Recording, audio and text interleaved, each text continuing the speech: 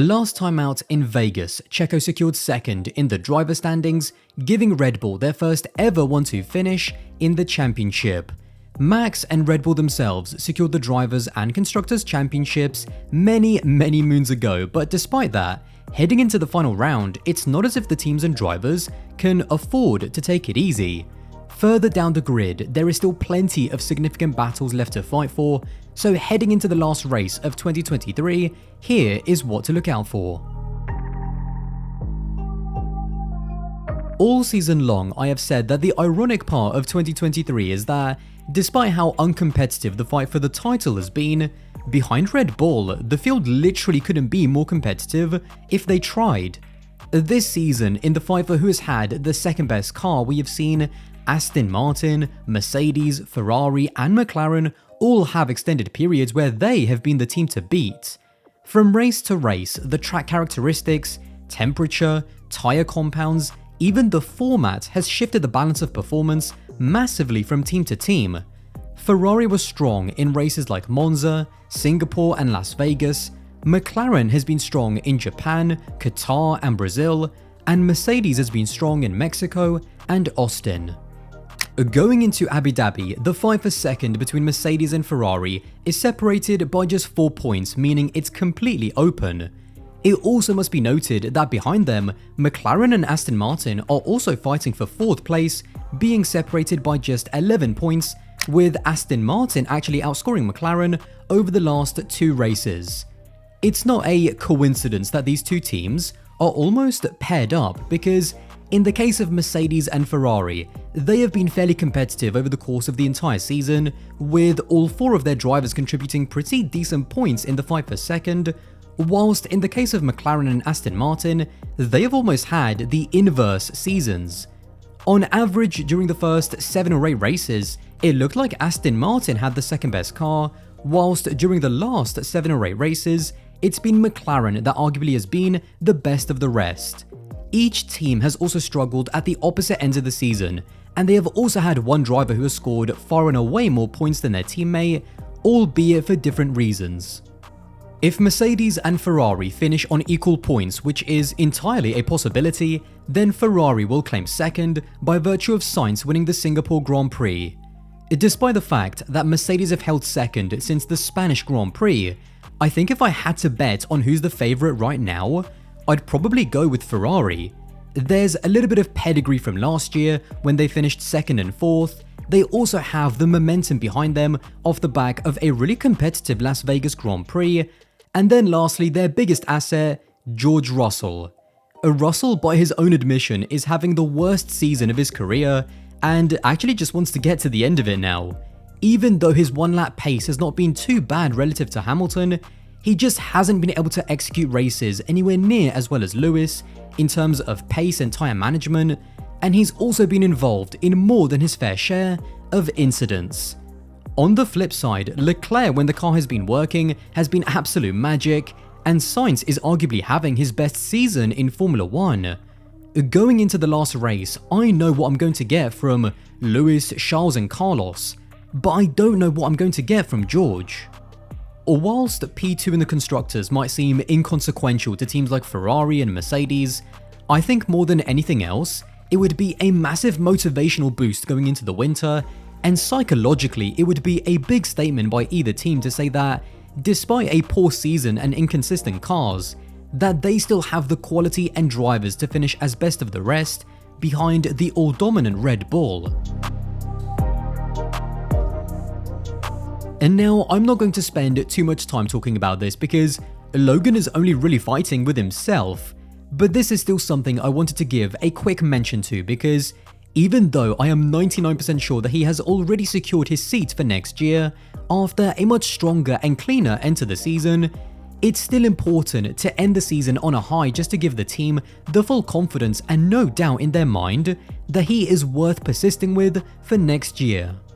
Logan has improved a lot over the last 4 or so races. After scoring his first point in Austin, he then finished just outside of the points in Sao Paulo, and last time out in Vegas, although he struggled during the race with tyres, which I think is more down to his inexperience, In quali, he had his best showing yet, putting the car in P7 just behind Alex, and showing that he does have the raw speed to be a good Grand Prix driver.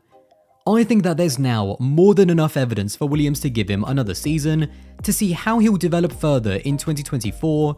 but again, before it's all official, you want to end your season on a high so as to leave no doubt in people's minds that Williams made the right choice to keep him, overtaking someone like Liam Lawson for next season.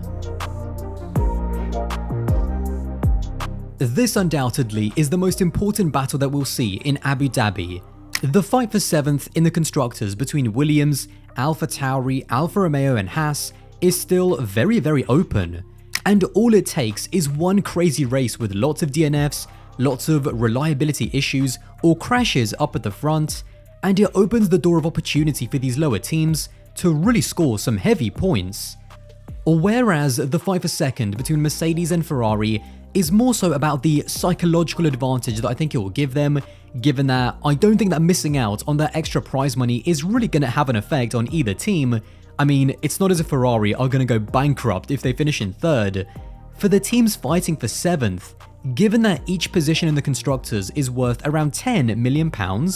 the importance financially of even finishing just one position higher cannot be understated for what it means for the teams and the people working there. Williams currently holds that 7th spot with a 7-point cushion, which in the lower midfield is a fairly comfortable gap. Although it looked like AlphaTauri were really starting to build momentum, having scored points in Austin, Mexico and Sao Paulo, then being the slowest car in Las Vegas brought that momentum crashing down like a meteor. For Williams to finish as high as 7th would be a massive achievement. Just to put into context, the last time this team finished higher than 7th was in 2017, and since then they have finished last, 8th, and last in the championship. And now, granted, despite Logan scoring that 1 point, which doesn't actually have a tangible effect on the championship for Williams, what Alex Albon has done this season is nothing short of remarkable. Yes, he has had an easy teammate, but you can only beat what's put in front of you in the machinery that you're given. And to single-handedly propel Williams up to 7th, there is no doubt in my mind that whatever happens on Sunday when the checkered flag drops, Alex Albon has been one of the drivers of the season. With how much the performance of Aston Martin, McLaren and Ferrari has fluctuated this season, it's meant that all of their drivers have now converged to give us a grandstand finish in the fight for 4th. Alonso and Sainz are separated by absolutely nothing, although again, Sainz winning in Singapore means he leads that tiebreaker. Lando Norris, who is arguably the most informed driver in Formula 1 behind Max, is just 5 points further back, and self-proclaimed unluckiest driver Charles Leclerc is also within 12 points of the Spaniards. For the two Ferrari boys, I don't think it would mean that much because I think that they're going to be more focused on the constructors' fight with Mercedes, but for Fernando and Lando to finish 4th would be massive. When you consider the crazy turnaround of their individual seasons, where you've had Fernando trying to hang on all season long after his car started falling off, and Lando trying to climb up after his car improved, to think that one of these drivers could either finish as high as 4th or as low as 7th in the standings after the year they've had almost seems cruel given how well both of them have driven. I think Fernando is probably the driver most at risk of dropping down because with the Aston Martin during the back end of this season, we don't know from race to race if it's going to be a podium contender or getting knocked out of Q1 type of car. With McLaren and Ferrari, they have been a lot more consistent since the summer break, and that is why I wouldn't be surprised to see Sainz retain P4 and Lando also overtake Fernando for P5. Even though we don't have a fun title decider to look forward to, there is still plenty of other important fights to keep an eye out for in the last race of the season. Those are just some of my predictions, but let me know your thoughts of who's going to close out on those all-important positions in the championship, and who will be leaving the 2023 season on a high. Well, there you have it. If you did enjoy this video and want to support the channel, then don't forget to subscribe. That would be massively appreciated, and I'll see you in the next one.